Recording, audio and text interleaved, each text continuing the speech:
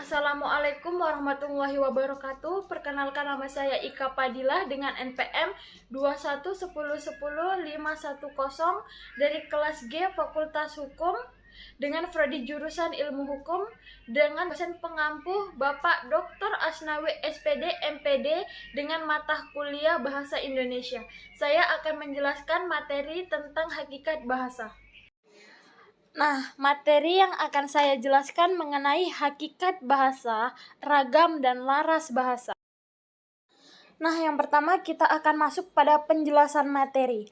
Menurut kalian, apakah bahasa itu? Atas dasar apakah bahasa itu ada?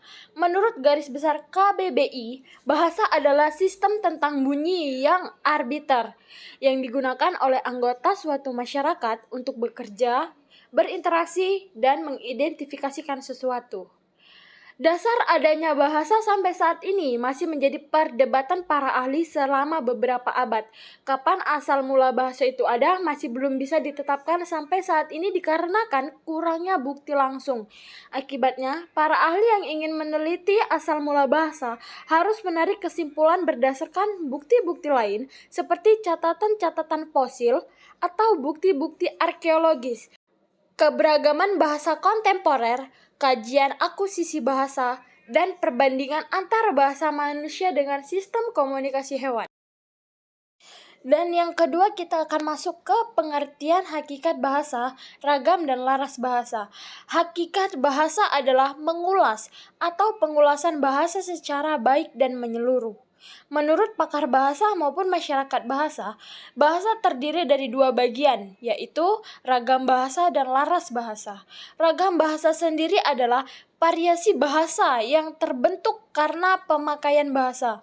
Ragam bahasa terbagi lagi atas 3 bagian, yaitu 1. Ragam bahasa formal, kedua ragam bahasa semi-formal, dan yang ketiga ragam bahasa non-formal.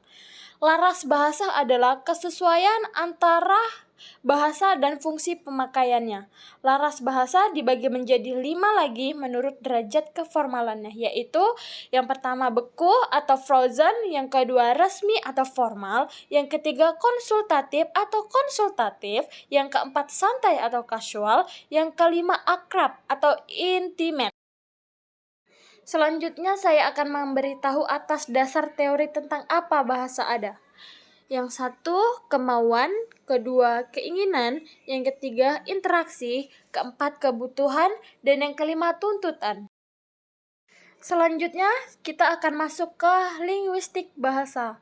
Linguistik bahasa sendiri yaitu ilmu yang mempelajari tentang bahasa, ilmu yang mengkaji, menelaah, atau mempelajari bahasa secara umum yang mencakup bahasa daerah, bahasa Indonesia, atau bahasa asing. Berikut ini adalah beberapa pemaparan dari berbagai cabang kajian linguistik. Yang ke-1 ada fenotik. Fenotik adalah bagian dari linguistik yang mempelajari proses ujaran. Fenotik akan berhubungan dengan anatomi tubuh yang menghasilkan bunyi, khususnya bagian organ tubuh yang terlibat proses penghasilan bunyi. Studi fenotik umumnya terbagi lagi menjadi 3 bagian utama, yakni A. Fenotik akustik yang berupaya menjelaskan bunyi-bunyi ujaran sebagai suatu proses fisik. Yang B.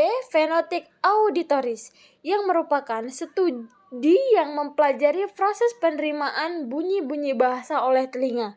Yang C. Fenotik artikulasi yang merupakan studi yang mempelajari bagaimana bunyi-bunyi bahasa dihasilkan oleh alat organ tubuh manusia. Yang kedua, fonologi. Fonologi adalah bidang linguistik yang mempelajari fungsi bunyi untuk membedakan atau mengidentifikasikan kata. Objek penelitian fonologi adalah fenom, yakni bunyi bahasa yang dapat atau berfungsi membedakan makna kata. Dalam fonologi, bunyi-bunyi dianalisis pada suatu konteks pengucapan kata. Yang ketiga ada morfologi. Morfologi adalah cabang linguistik yang menganalisis struktur, bentuk, dan pembentukan, serta klasifikasi kata-kata objek. Objek penelitiannya adalah morfem, yakni satuan gramatikal terkecil yang mempunyai makna. Dan yang keempat ada sintaksis. Sintaksis adalah bidang linguistik yang membicarakan kata dalam hubungannya dengan kata-kata lain atau unsur-unsur lain sebagai suatu satuan ujaran dalam satu kalimat. Hal-hal yang dapat dikaji dalam sintaksis meliputi 1. Struktur sintaksis, kedua, satuan sintaksis, dan yang ketiga, hal-hal yang berkenaan dengan sintaksis. Berdasarkan segi telaah, menurut Mulya Astuti tahun 2014 halaman 18, berdasarkan bagian-bagian bahasa yang dikaji, linguistik dapat dibedakan menjadi 1. Linguistik mikro dan kedua, linguistik makro. Linguistik mikro hanya mengkaji struktur internal suatu bahasa tertentu atau struktur internal bahasa pada umumnya. Yang kedua, linguistik makro. Linguistik makro mengkaji suatu bahasa dengan hubungannya dengan faktor-faktor di luar bahasa. Studi ini akhirnya melahirkan cabang-cabang linguistik seperti A. Sosiolinguistik, yang merupakan ilmu yang membahas aspek sosial dengan kegiatan kebahasaan. Yang B.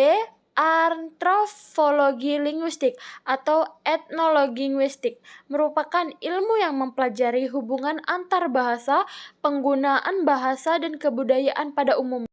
Yang C. Neurolinguistik, yaitu ilmu yang mempelajari hubungan antara sistem saraf dan bahasa. Yang D. Psikolinguistik, yang mempelajari hubungan psikologi dan bahasa. Dan yang ke E ada statistika, yaitu ilmu yang mempelajari gaya atau style bahasa. Nah, selanjutnya setelah penjelasan sebelumnya, kita akan masuk ke bahasa Indonesia sebagai bahasa nasional. Fungsi bahasa Indonesia sebagai bahasa nasional: 1. Sebagai lambang kebanggaan. Kedua, lambang identitas nasional. Yang ketiga, sarana pernyataan suku bangsa, sosial budaya, dan bahasa yang berbeda. Dan yang keempat, sarana perhubungan antar daerah dan antar budaya. Selanjutnya, bahasa Indonesia sebagai bahasa negara. Dalam Undang-Undang Dasar 1945, Bab 15 Pasal 36. 1.